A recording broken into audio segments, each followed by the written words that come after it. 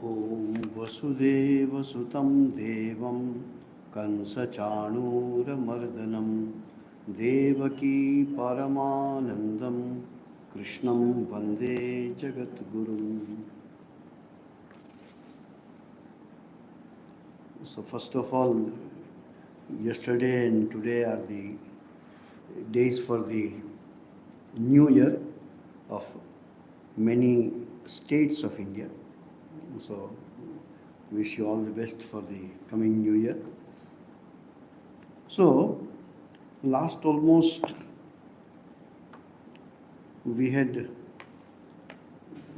35 classes on what Sri Krishna terms at Sthita Prajna, or in a simple word, the qualities of the realized souls.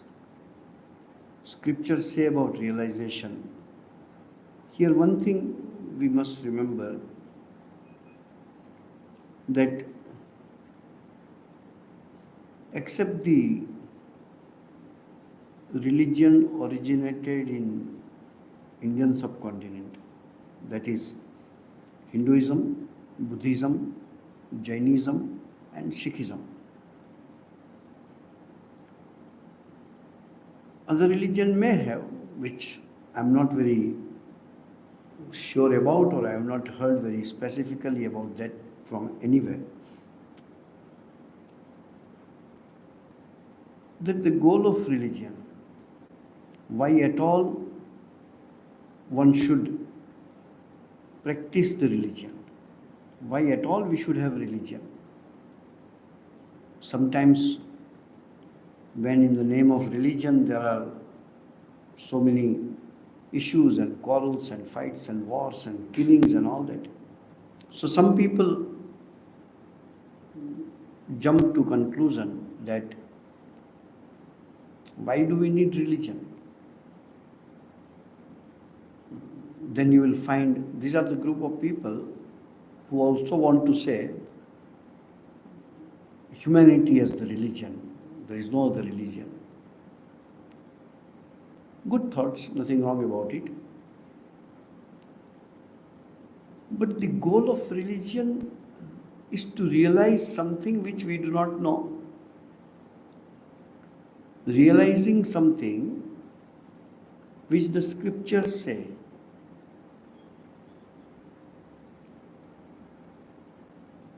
You do not need the scriptures to understand what we can see and understand through our five senses. Scripture will have to say something which is beyond the senses. So realizing the truth, the realizing God, realizing ultimate reality, if that is not the goal, then the religion will have a relative goal. By practicing this, you will go to heaven. What is heaven? What you imagine to enjoy, which you cannot enjoy here, are available there for you to enjoy. But there is extension of your desires. It cannot be the fruit of religion. These are, of course, philosophical aspects which are discussed in the oldest philosophies. That which is achievable by karma. You do something, you get something. Means if you do not do, you do not get. Whoever does will get. As much as you do, that much you get. These are the laws of karma.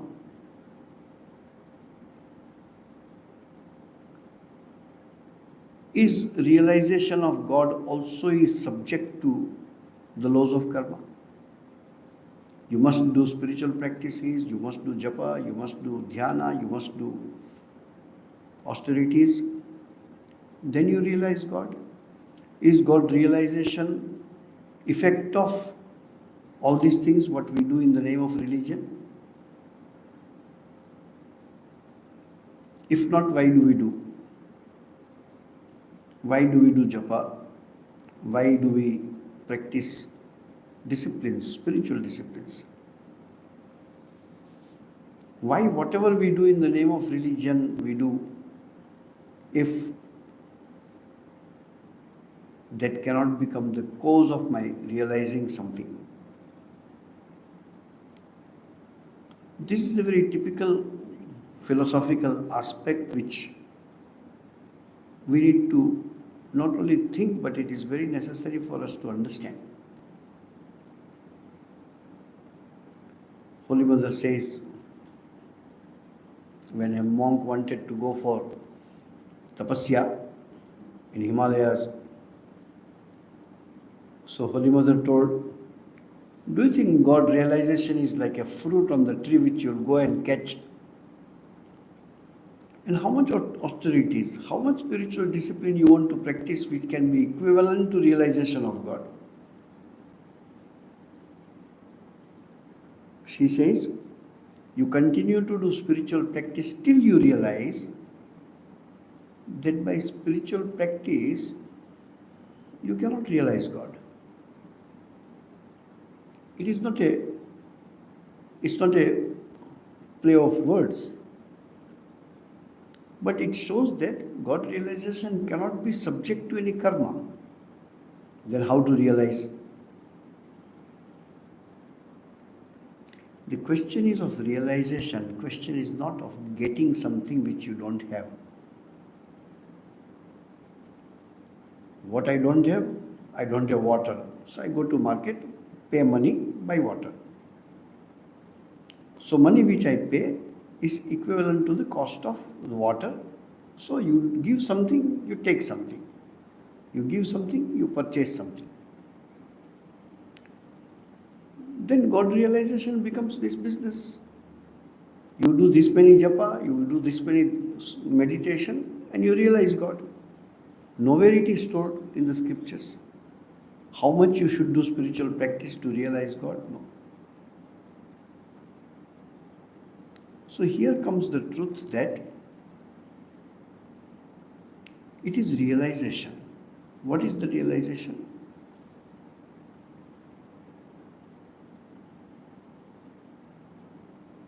To get rid of this ignorance that I have not realized God.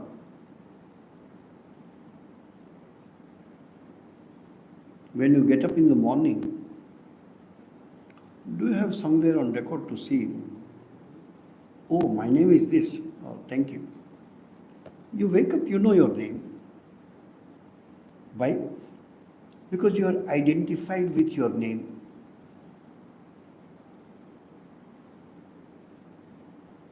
You do not need to think all the time, but when necessary, it comes as your realization that I am Indian, I am Singaporean, I am Hindu, I am a man, I am a woman, I am this, I am that.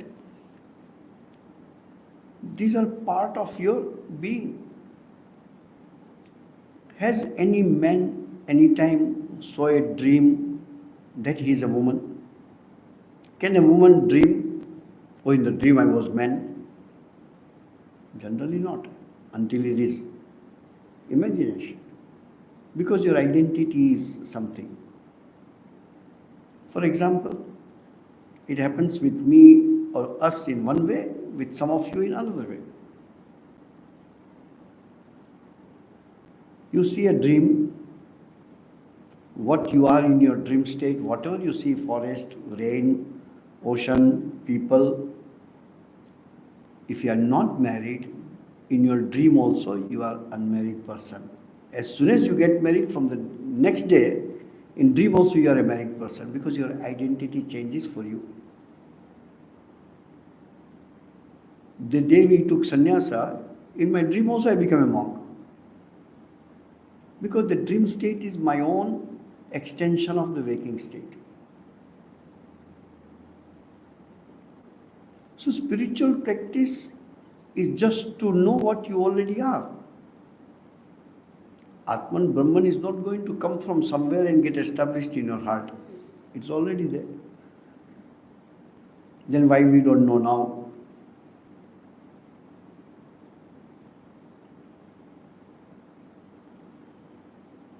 Is because of ignorance.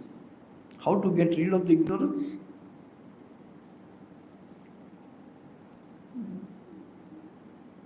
Keep getting reminded by the scriptures. Keep getting reminded by the Guru. Keep getting reminded by your words of your Ishtadevata. Whether it is Bhagavad Gita, whether it is Gospel of Sri Ramakrishna, whether it is Ramayana. But you just come to know what you are. You are not going to realize something which you are not. If you realize something which you are not, it cannot stay with you. If you color a cloth, after some washes, that color can go. But if the color becomes identified with the cloth, which you call permanent color, that color doesn't go. Can you keep the cloth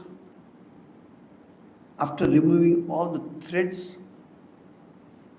Threads are the cloth. Cloth is the thread.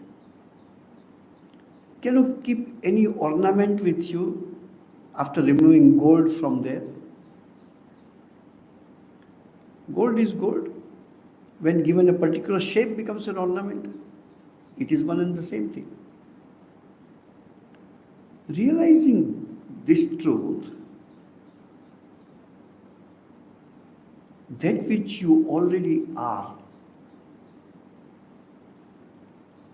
you never lost that identity.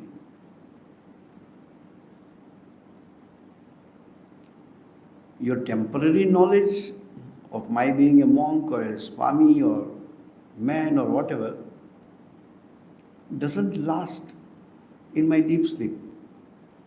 In your deep sleep, you are not what you are now. Your identity is different. What's your identity? Most of the we people cannot say. But there is no notion, there is no feeling of your non-existence. Since your memory, was there any moment of your life when you realized or you felt, no, I don't exist? Your existence is continuous realization. Now, who you are, what you are, there are some identifications which are temporary. There are some identifications which can be changed. But there is only one identification which never changes, which you already are. Not that you are born with. Your birth comes along with that, not that comes along with your birth.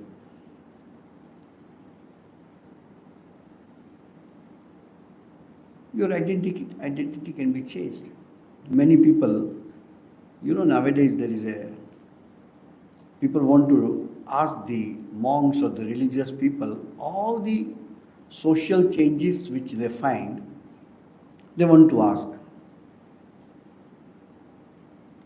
If you are Atman, how do you think cloning is possible? Somebody asked me this also. I said, what you call cloning, in general we call it birth. A person is born. So here the same person born out of something which looks similar. You call it cloning, a new name. But it is nothing but a birth of a person.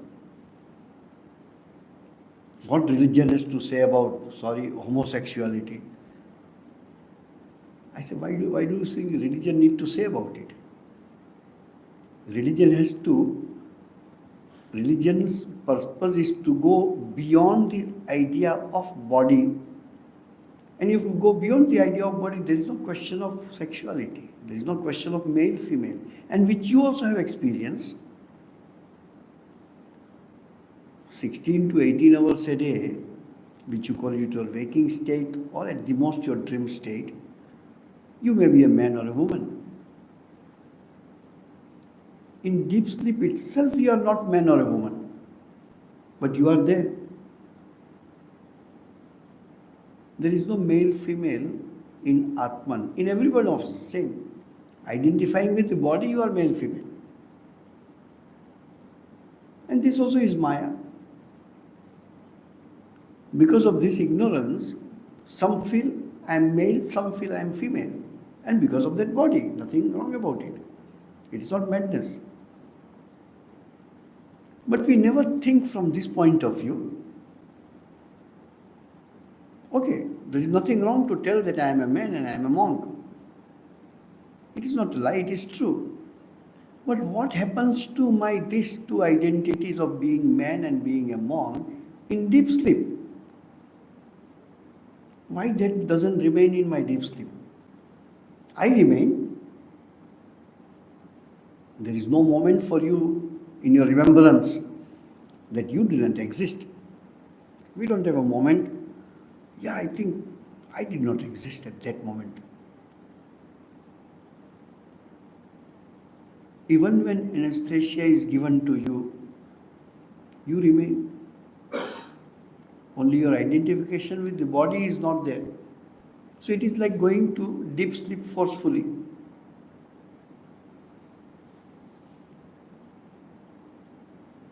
Many deep sleeps people have. All of us have experienced. You put alarm in your mobile phone. You don't hear the alarm because of deep sleep. So who is in a deep sleep? You are in deep sleep. Who is that whom you call I was in deep sleep? Who is that I? Is neither man nor a woman. There is no identity. So this continuous identity is only one. That I. To realize that whatever you do is called spiritual discipline. Actually, no spiritual discipline is required, no spiritual practice is required. Just to know what is there to do spiritual practice. But why do you do then? I remember a nice incident. Many of you know, in Kanchi Shankaracharya, first one whom we know, Paramacharya, Chandrasekharananda Saraswati. He is advocating Advaita throughout his life. A devotee went, a male devotee was allowed to enter into his quarter, and he found he was worshipping Sri Chakra. So he says, Swamiji, what is this? You come out and give lectures on Vedanta, but inside your room you are worshipping a chakra. His answer was very significant. Nahi kaschit kshanamapi jatu tishtati akarma krit, Bhagavad Gita says. No one can stay without karma even for a moment. Which karma can be better than a worship? When you do worship to achieve something, that is dualistic worship.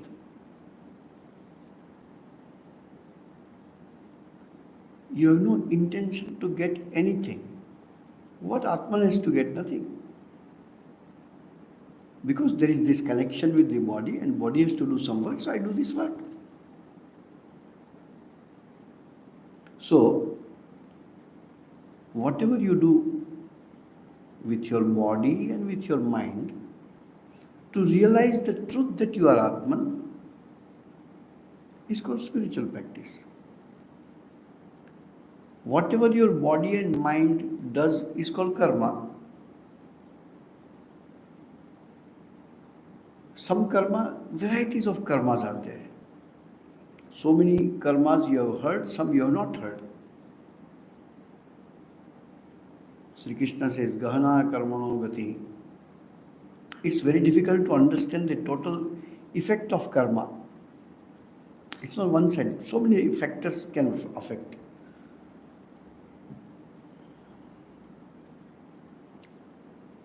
Prarabdha karma you have heard. Sanchita karma you have heard. Agami karma you have heard. Nitya karma you have heard. Naimittika karma you have heard. It's a classification or definition of different types of karma. But eventually it is karma. So whatever you do is karma. Is there any karma which doesn't have any effect? Every karma has an effect. Every karma has a result. You do a karma, it has its result. And there is a cause for that karma.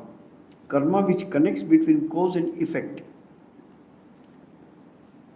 The connection name is karma. I am thirsty. I want to drink water. So I extend my hand, open the lid and drink. That is karma. There was a vasana, there was a desire to quench the thirst. So hands were told to do certain actions. To achieve something, to renounce something, to alter something, whatever you do with your mind and body is karma. But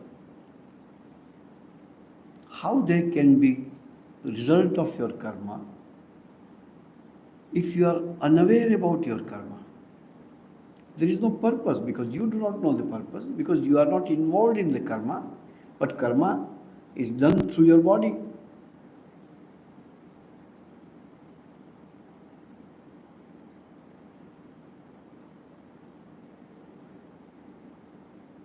When you do anything unknowingly, you are not aware. Reflex action, you are not aware. When you drive the car, are you continuously calculating? So my car speed is 72, the distance seems to be 15 meters. How much pressure I should put on the brake so that I can reach before touching the vehicle? No, you don't count while driving. The reflex happens by you. And actually the driving test is the test of your reflex, nothing else.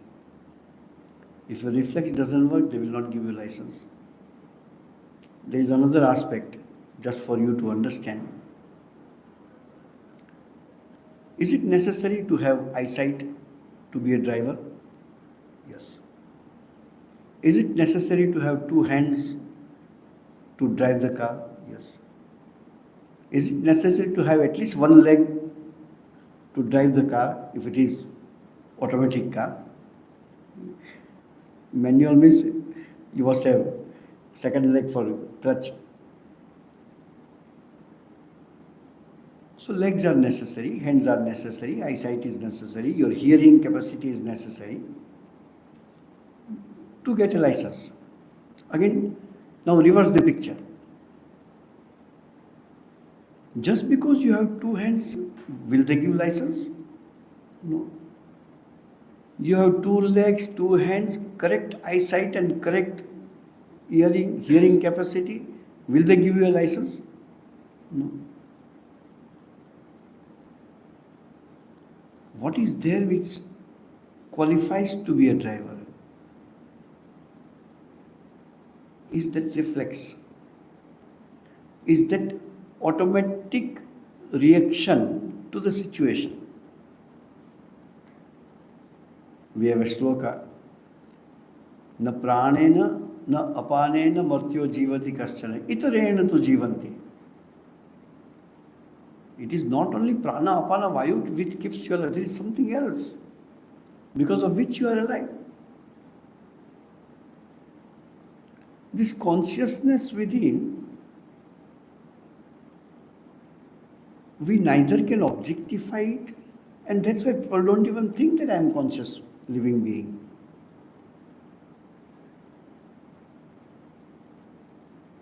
All of you, before you entered in the mission, you were outside the gate in a car or a bus or MRT or whichever, walking or whichever. You are outside the gate.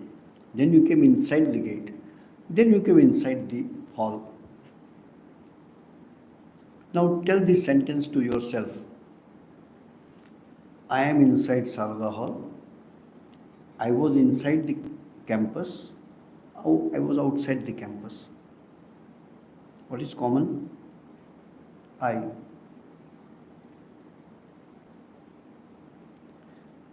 Vedanta is nothing but to find out this which is common in these three sentences. Who is that which is in all these three states? Outside the gate, inside the hall. Who is that? Me, you, I, whatever you say. We always give importance to the place. We never give importance to one who is coming in these three different places. This is just an example. But you say, this is my body, I was outside. Somebody say, I was outside, I smoked, then I came inside, I washed my hands, then I came to Sarada Hall. That I is your body. Now let us go little finer. Now you are in a waking state because your five senses are able to react. You can see, you can hear, you can touch, etc. It's the same you will be in a dream state, seeing dreams. And it's the same you will be in a dreamless state, deep sleep. Who is that which is in all these three states going around? It's not your body, not even your mind, but you. Just to know this one, that it is I who travel in this three state. Yat swapna jagar sushuptyam avaiti nityam. Avaiti means going. That which always goes in these three states of waking, dream and dreamless sleep. Tad brahma nishkalamaham. That consciousness I am. Nacha bhuta sangha. Not this psychophysical entity. You cannot take your body in deep sleep. No. You cannot take even your mind. Not even the thought available. But that I sense is there. You don't get extinct in your deep sleep. You remain. You exist. What is that which exists without body and mind? And that you experience every day. It is not a secret. That's why Vedanta is called open secret. Everybody knows, but nobody knows. There is no rocket science in this. Now you are sitting in a waking state. Somebody may feel cool. Why? Because coolness has to do with the body. And mind doesn't feel coolness. Mind experiences that body feels cool. So your body is there. Your mind is there. Over and above, you are there. If your body is not here, can you hear the class? No, unless you hear online, of course. You are sitting here physically, but your mind is not here. Can you hear what I say? No. You sit here with body and your mind, but you are in deep sleep. Somebody slept, cannot hear. What is that which comes in contact with the mind and the body? Problem is, you wore one cloth and you wore another coat above the shirt. Now you are telling, I am the coat and I am the shirt. I am the coat and I am the coat and shirt you have worn. What is inside is you, not the coat and the shirt. In the same way, body and mind are superimposed on you. You continuously exist. Even without body and mind, you exist every day or every night. What is that I? To search and look for this I, to realize that I, which is me, without body and mind. To search that is the only goal of religion. Whether you do worship in the temple or not, whether you do fire sacrifice or not, whether you do japa or not, whether you do dhyana or pilgrimage or charity, whatever you want to do, you do. That's why Shankaracharya says, all these things cannot guarantee you for Atma Jnana.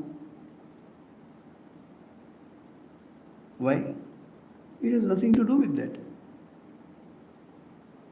It has nothing to do with your realizing you already know who you are. But we do not know consciously. Just to know your everyday experience. That I am that. Now because I am with body and mind, I am thinking this and that, I am that, I am that. But you really who you are. Just after a few hours when you will be in the deep sleep, neither this body nor this mind will be functioning. But you are there. When you get up in the morning, what's your realization? That's why sometimes I was telling, when you get up in the morning, all of us do is to see the phone. Keep the phone away one day.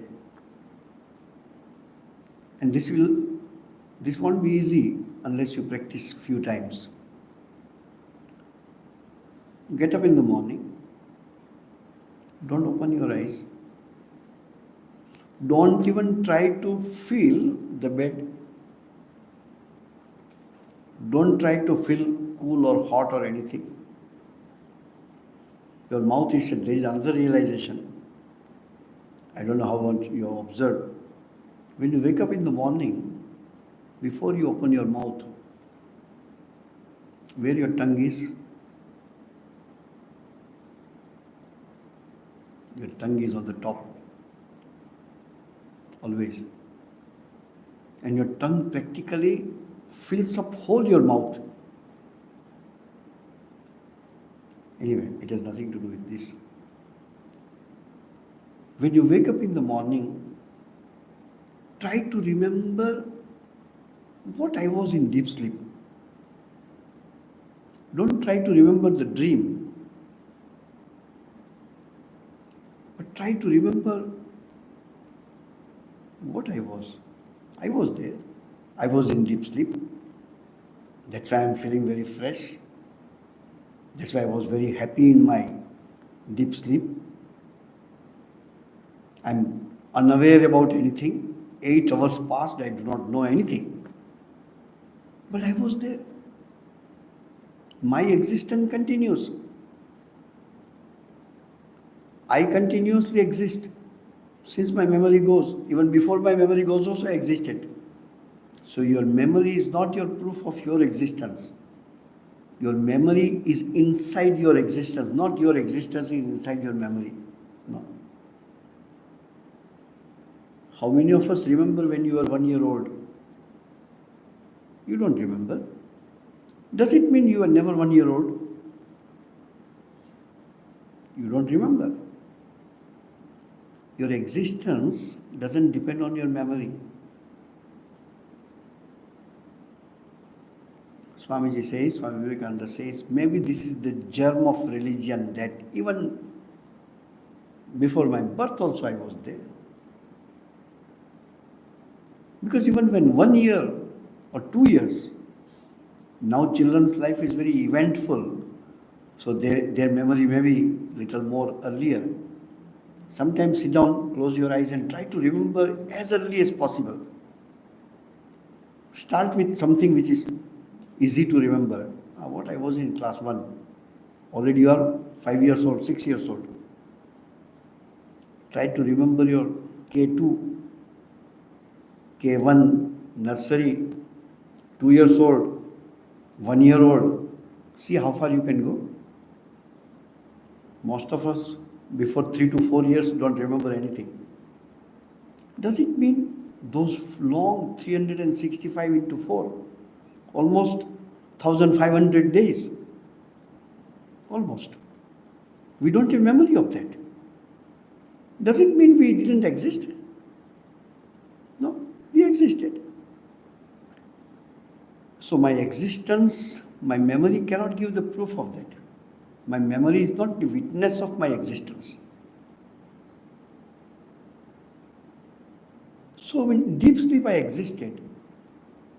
Before the body woke up, mind woke up earlier. We think after getting us only our mind works. No. First body sleeps, then the mind sleeps. When body sleeps and mind is awake, you call it a dream state. You see varieties of dreams. When mind also sleeps, you call it deep sleep. But you remain awake. You never sleep. Your mind and body sleeps. You never sleep. Swami Samachittananda was asked by Sri Ramakrishna, when your God sleeps? Adbhutanji didn't give answer. Sri Ramakrishna says, God never sleeps. Because of that only the whole world can sleep. Who is that God? That God also is in you only, who never sleeps. Your mind sleeps, your body sleeps, but you remain awake. And that memory is in the morning for everyone. If animal could speak, animal also have the same memory. Look at 3,000, 4,000, 5,000 years before. I think these psychologists look like children in front of these rishis of thousands of years before. All of us, every living being which sleeps, has the same realization whether you can speak or not. If you sleep very well, any guest come to your home, next day morning, your first question will be, could you sleep well? Why? Unless your body and mind sleeps, you are not fresh enough in the morning. If you see dream throughout the night, is almost closer to seeing a videos throughout the night. Almost. So your body and mind must sleep. But you never sleep because you have this experience, and these two sentences will come out if anybody asks you, oh, I was so happy. In the deep sleep, your first and foremost realization is the happiness. Probably for that happiness you go. There is nothing of this world is more happier than that. Nothing whatsoever. Up to a certain extent you like many things of the world. But just think, you don't sleep, enjoy whatever you call enjoyment. 24 hours, 48 hours, 72 hours. You don't sleep. Then you will be dying to go to your deep sleep. Why? The source of all energy is there in deep sleep. In deep sleep, you are most closer to the consciousness. You are not reached yet, but you are most closer. Even if you are in dream, even if you see good dreams, still you are not fresh enough in the morning. Your mind must sleep. Your mind has to be inactive. Your body has to be inactive. But that consciousness never sleeps, and because of that, a fraction of the mind, in a way, if you want to say, in Sanskrit they told, Sukhamaham asvapsam. I slept very happily. Na kinchil avedisham. And I didn't know anything. That's your second reaction. Wow, 8 hours. I don't know anything. So this ajnana, ignorance and happiness, these two are also bondages. These two are also limitations, or these are also modifications of your own mind. Real consciousness is beyond this happiness and ignorance. If you go to sleep, deep sleep, every night we go, somebody 2 hours, somebody 4 hours, somebody longer time. You go to deep sleep and you come out, you are the same person. See how much is the difference. Here is the consciousness. Here are the two modifications, like two covers. You go right up to here and you come back. You remain the same. If you are idiot, you remain idiot. If you are little knowledgeable, you remain that much knowledgeable you are. But with the practice of meditation, as if you make your body and mind sleep enough and consciously go back to what you are. That is called samadhi. And once you experience that, an ignorant person goes, once you come out is all-knowing. All-knowing means that which is called all, called God or consciousness. Not all-knowing means as soon as you are in samadhi, you know computer also, software also, coding also, not from that point of view. To know that is religion. Whatever in the name of religion you hear according to Hinduism and Vedanta is also religion. But the true religion is to realize who you are. That's what in the beginning we talked. I have no idea about this other than these four religions who are not born in Indian subcontinent. Do they have a concept of realizing the truth? I have not heard. Maybe it is there. I have not heard any Christian telling me that goal of our life is to know who is the Father in heaven. I have never heard. Realization of Allah is the goal of my religion. I have not heard. Could be it is there.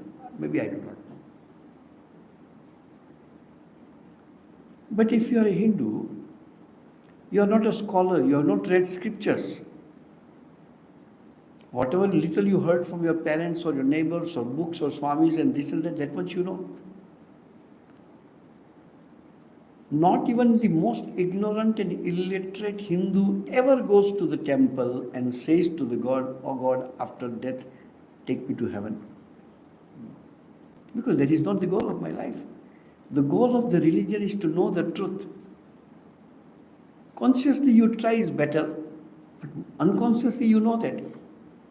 So you are asking for devotion or bhakti or something. Consciously ask. What you want to ask to God when you go? Every time you ask something, God, I think money is little less, give some money. No. Yes, you are terribly in trouble. People say, what is this God? Nothing. Please help something with little money. That's a different thing. But people don't ask. You want to know the truth. You want to know God. You want to know that which is eternal truth. Knowing that or to know that is the goal of religion. Hinduism also we have concept of heaven and hell. People go after death, go to heaven, go to hell. But it is very clear understanding. Punya karma, good action, go to heaven, enjoy if you want to. So here when you do good karma, don't do good karma to enjoy something. Do good karma because it is good to do good. I do not want anything out of this work. Holy Mother went to Prayagraj, Allahabad. So the priest who officiates the holy bath and all that, So Holy Mother had taken some fruits for him to the priest. Generally they give some fruits and some dakshina and some cloth or something like that. This is a tradition.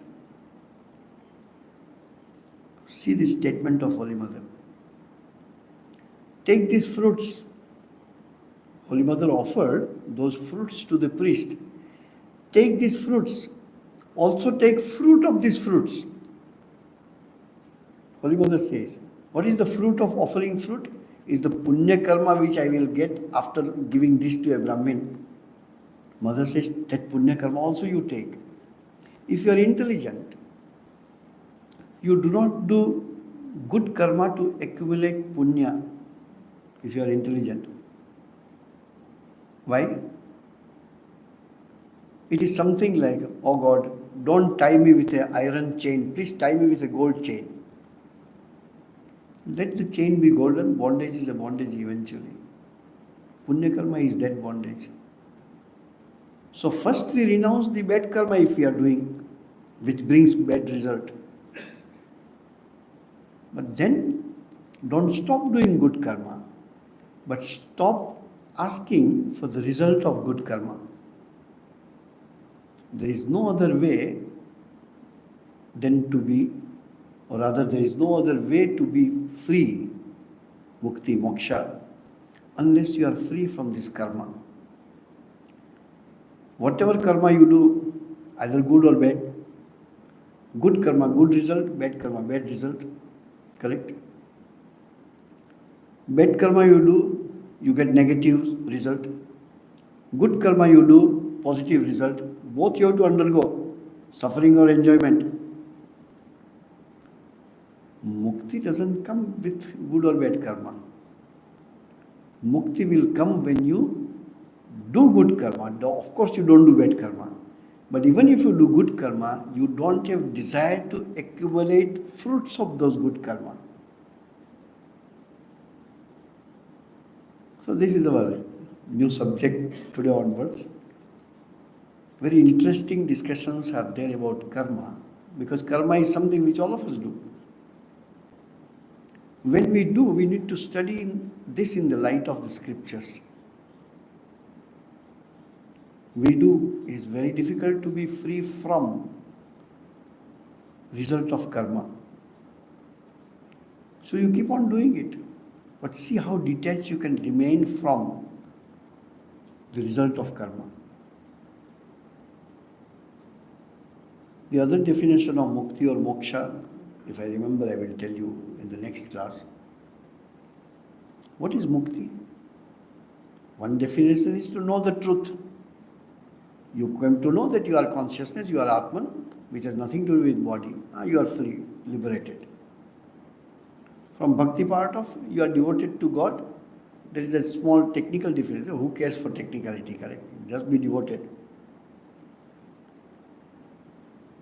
It is called krama mukti or indirect liberation. What is indirect liberation? You are in Singapore on an employment pass. Your spouse is on dependent visa. Can spouse dependent visa can continue if the other person loses the employment pass? No. In the same way, you are devoted to God. Which God? Any God. Krishna, Rama, Ramakrishna, whomsoever you are devoted to. So you are going to cling to Him. It's not liberation. When He will be liberated, maybe His liberation is in His hand. Okay, fine. I'm going to close my shop.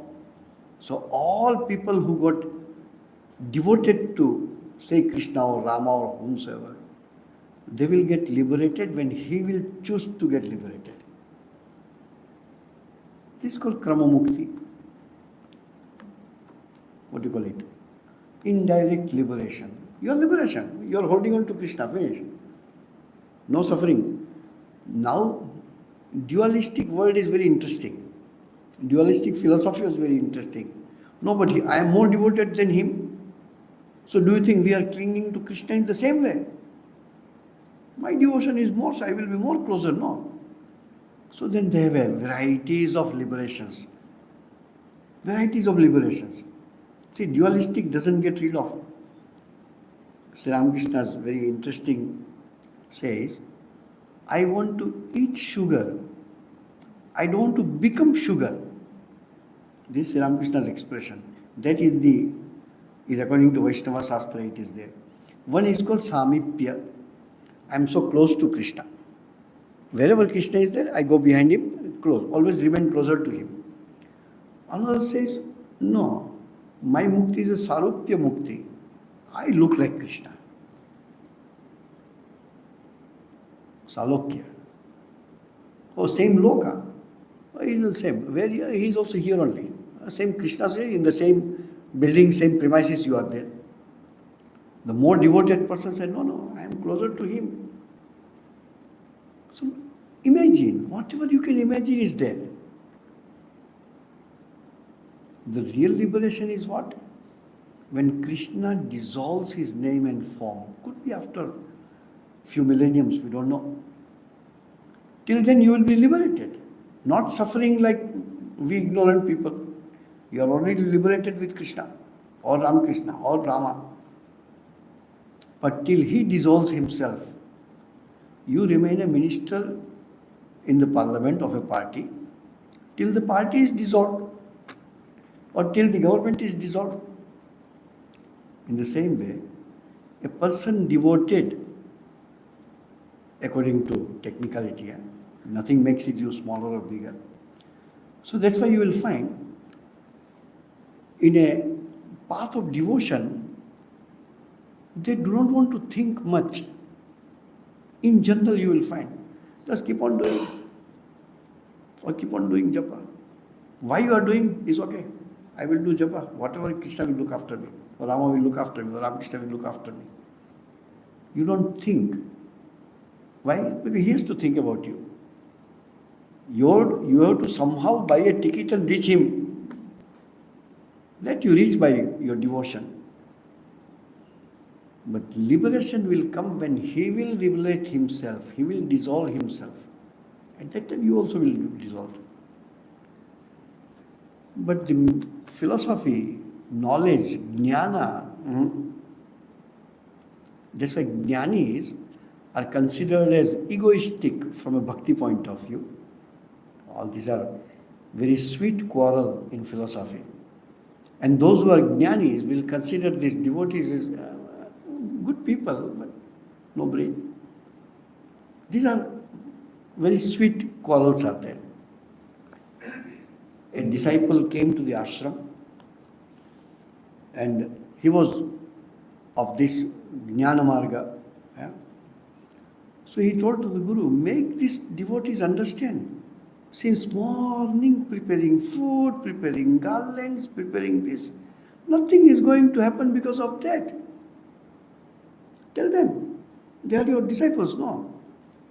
So Guru told, no point of telling them. They have chosen that path. Now the devotees came. That fellow is closing his eyes and sitting under the tree since morning. Tell him, serve God in the temple. Nothing will happen by closing eyes and putting a finger like this, nothing will happen. So again Guru told, no point of telling him because he is following that path. Both the paths are correct. There is no, goal is the same. Whichever way you want to go. You don't get direct flight, so you take with one stoppage. That could be cheaper sometimes. I sometimes get confused. Longer period of flight, but cheaper. Direct flight is smaller. Go to India only 4 hours, expensive. Go via Bangkok, cheaper. Go via Sri Lanka, cheaper. How it is? Last point. That seems to be a bit easier, cheaper. Cheaper in the spiritual terms, a bit easier. So a devotee came to Sri Ramakrishna. Sri Ramakrishna asked him, you like devotion or jnana? So the devotee was, I like devotion, it is easier. Sri Ramakrishna nicely told, yes, it is easier, but not that easy as you think. We shall see next time. Om Shanti Shanti Shanti. Harihi Om Tat Sat. Shri Ramakrishna Arpanamastu.